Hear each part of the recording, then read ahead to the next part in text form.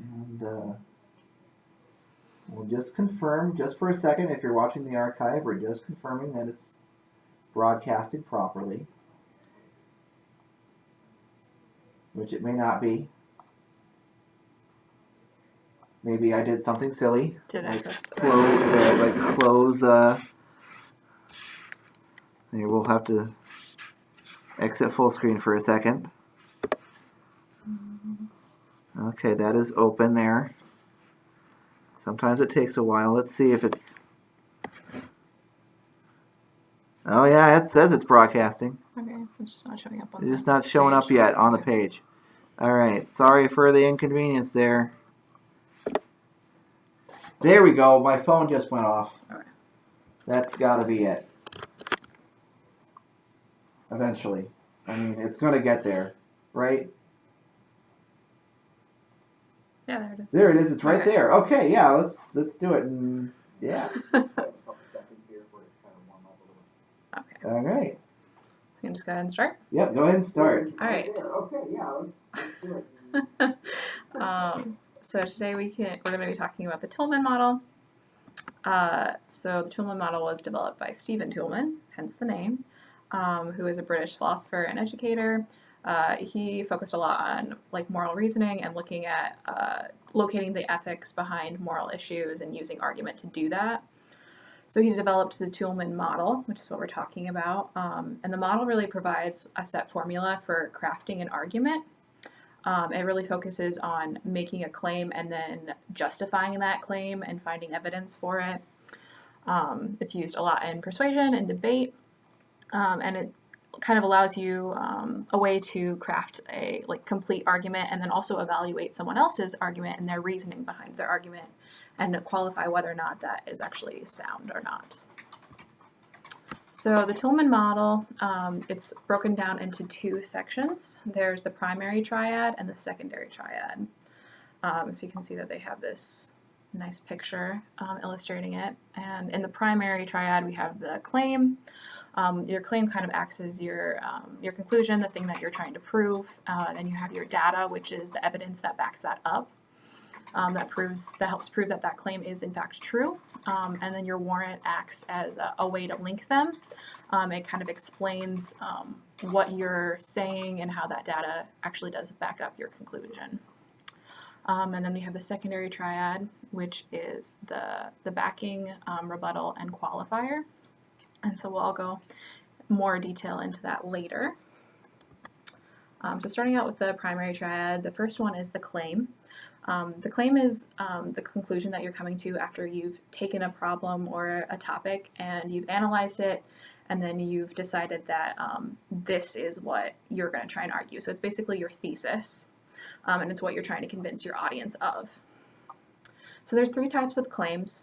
The first is fact. So a fact-based claim is something that you can prove with quantifiable data. So it's for the example, the U.S. has more incarcerated individuals than any other country. You can prove that because it is a fact. You can go and find all these statistics that can prove that this is in fact true. And then there's a value and judgment claim. Value and judgment claims are based kind of on opinions, but also attitudes. So it's looking at something and deciding that this is the stance that you're going to take on it. And opinions don't have to be subjective. The opinions can be inherently true, but they're just, that data isn't, the data that you need to use to prove it isn't as quantifiable as say statistics or you might be looking at opinions of other people, of experts or of examples. So an example of a value judgment would be to say, and related to the U.S. having more incarcerated individuals than any other country, saying that this reflects poorly on our country, and that would be your claim. And then you'd have to find data to prove that, why that is correct. And then there's your policy claim. Policy claims are when you are trying to argue what should and should not happen, trying to say this is the problem, and now because of that, we need to do this action to help fix it. So like the example is the U.S. must reform their prison system. So that is like they have located what you should do, and as your claim. And then moving on to data. Data is the evidence that you are using to prove your claim. So that can be a lot of different things. That can be, like we talked about before, statistics. It can be testimonials. It could be physical evidence, reports, examples, opinions from experts, just different things. But the main point is that claims can't stand alone. Not that like a claim without data is necessarily wrong, but it's just not as valid of an argument if you don't have data to actually back that up. Because you could make a claim that like smoking is bad for you, and then if somebody asks, well, why is that? And you say, well, I don't actually know. I just like people say that. Well, that is technically true, but it's not a valid argument because you don't have data to back that up. So the Toulmin method really stands on that. You have to have evidence to prove your claim and justify your claim. And then there's the warrant, which acts as the bridge between the claim and the data. So it's an explanation of how the data supports the claim, and it's a way to justify your claim. So it's kind of taking, instead of letting the audience make jumps as to what you're trying to say, like if you give your claim and then you give your data, you just go ahead and connect that for them and say, because, like taking my claim and taking my data, because of the data, like this proves this. So like, we'll see that more in this example. So like the claim here is that the prison system in the United States should be reformed as it's a financial burden on society. So the data to prove that is that the United citizens account for less than 5% of the world's population, yet they have 22% of the world's incarcerated population, and the prison system costs $57 billion annually. So that's my data, and then my warrant to connect those and say, to really explain to the audience what I'm trying to say, is that prison reform would be beneficial as that it could lower the number of people incarcerated and in turn lower the cost of the prison system. So now we're going to move on to the secondary triad. And the secondary triad, it provides supplementary information for the first triad. So it's information that helps strengthen your argument, but is not necessary. Like you don't have to have it, but it does go into creating a stronger argument. So those are made up of the backing, which is like an elaboration for your warrant. So kind of giving data for your warrant. And then your rebuttal, which is where you're looking at other opinions on your claim or other sides of that, and then kind of addressing what like the limitations and weaknesses of your argument might be. And then the qualifier, which shows the restrictions of your argument. So backing, like we said, provides support for the warrant, and it kind of mirrors the relationship between the claim and the data, because the backing is providing more data for the warrant. And it can be made up of all like the same things that the data can be made up of, like stats, testimonials, reports, etc. So an example here is like the warrant could be about like creating a smoking ban would be to create a smoking ban creating a ban on smoking in public places in Indiana would be good for the general public, as it would help prevent them from inhaling secondhand smoke that could lead to respiratory problems or cancer. So the backing for that would be in other states that have implemented this ban, there are lower reports of respiratory problems and lung cancer in non-smokers. So that's providing just more support for your warrant. Okay, and then we're going to talk about the rebuttal. So rebuttal is addressing the limitations of your argument. So looking at your argument and saying, okay, my opposition could say that this is a weak part in my argument, or that this could also be true of my argument, and then addressing that. So you're acknowledging those limitations, but you're still saying, despite that, I still believe that my claim is true. So an example would be, though some might argue that public smoking ban infringes on people's free will, however, it is the responsibility of a government to regulate behaviors that can negatively affect society. And then moving on to the qualifier. So the qualifier, it limits the strength of your argument and kind of shows how confident you are in your claim. Some of the words that you might find in a qualifier would be sometimes, only, might, maybe, all of those words, unless, probably, things like that. So an example would be the death penalty is acceptable only when there is a DNA evidence that proves guilt. So you're making, like, if in this case, if you're making an argument that the death penalty should be used, you're providing a qualification, not that it should be used in every case that someone is like committed for murder. It has to be provable, and so that creates a qualification for it and a restriction for your argument. So the overview of the Toulmin model is the claim, which is asking, what do you think? What is your what is the thing that you're trying to argue or convince your audience of? And then your data, which is, what is that opinion based on? Why did you come to that conclusion? And then your warrant is, why do you think that this data supports your claim? And then the backing is, can you further explain why that is? Your qualifier, which is, how certain of your argument are you? Is it true in every case or just in some? And then your rebuttal is looking at, how do you account for others' disagreement with your argument, and how do you both acknowledge that and still prove that you believe your argument is true despite that. All right. Thank you, Liz. That was awesome. So thank you for your brief presentation on the Toulmin model. Make sure that the microphone can hear me, I suppose. This is the way. I'm sorry if that scraping sound came through as well. Ooh. Low production quality today, folks. But this Toulmin model that Liz just went over with you, it is really quick, and it is really, I like to think it's intuitive. Mm-hmm. But it is the foundation of all persuasive argumentation in the English language, really.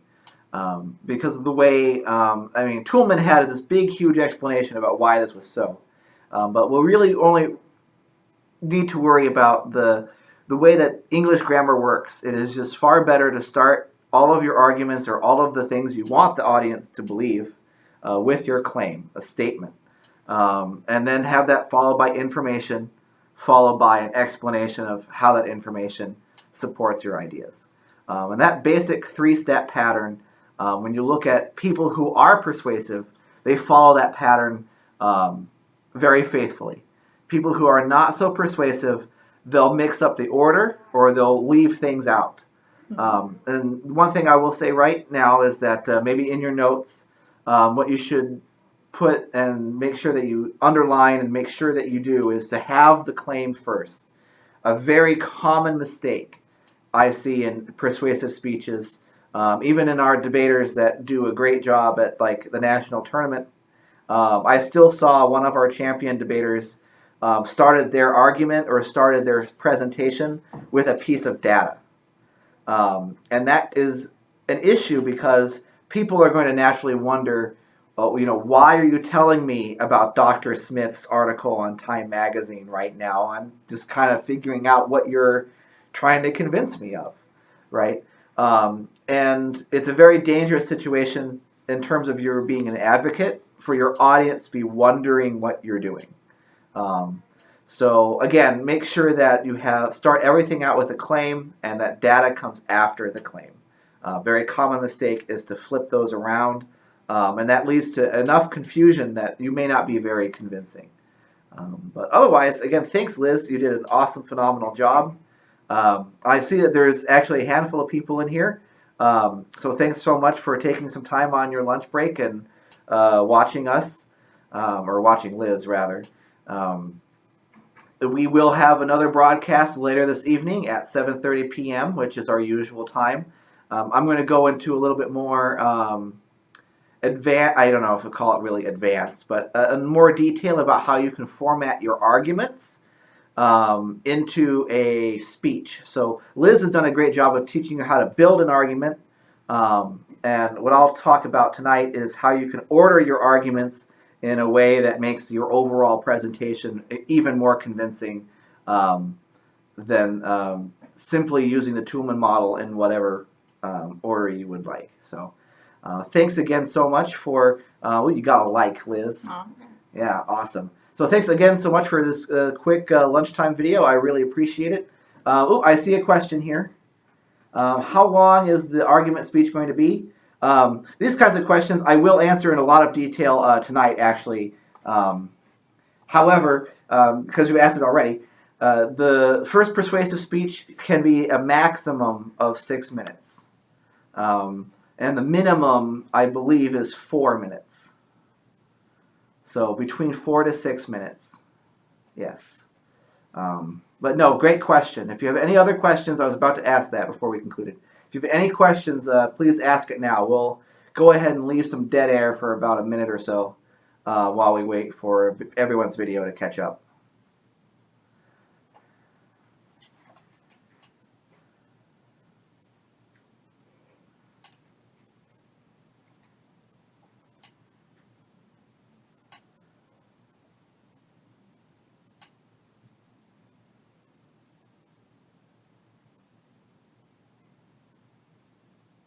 We're still here. I don't know if you can hear the air conditioner or anything running. I don't think the air conditioner is running, is it? I don't think so. I don't think it's that warm out. Crazy. It's like the perfect day after that dumpster fire of a Monday.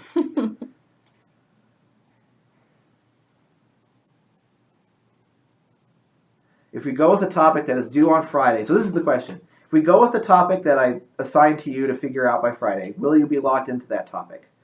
It is my vision that yes, that you should present on that topic.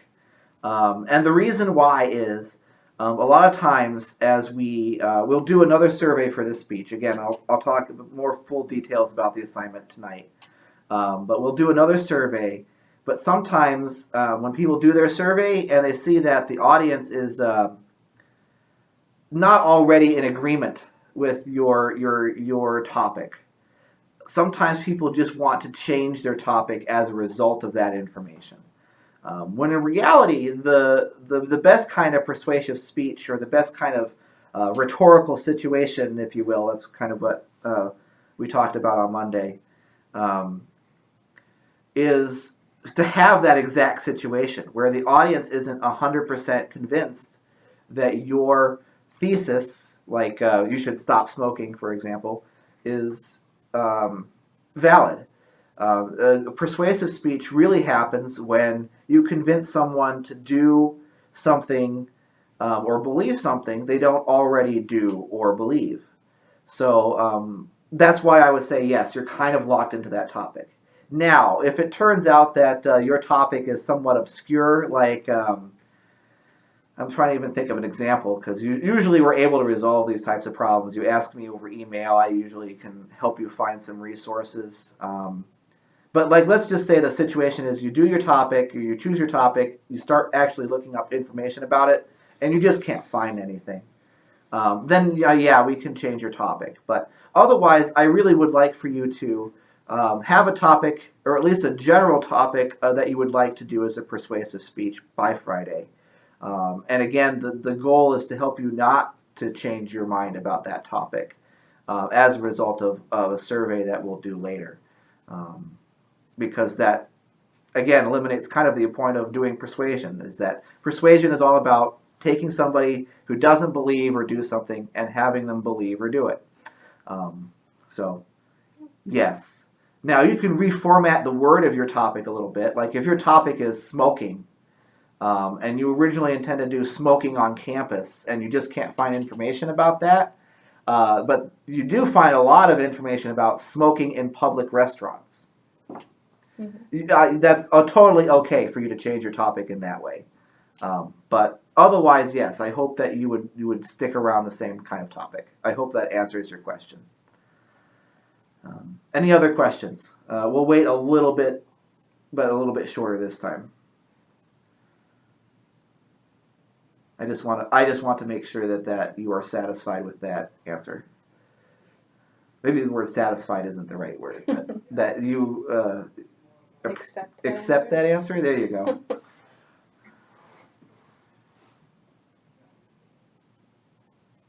All right, I just saw the timer tick over, so I think we're probably pretty good. So again, thanks everybody for coming by. This video will be available in the archive. If you are watching it in the archive, please do be aware that later today at 7:30 p.m. we'll have our regular broadcast where, okay, that was what they were looking for. So, Okay. all right, we're good. See you later tonight. Thanks so much, everybody.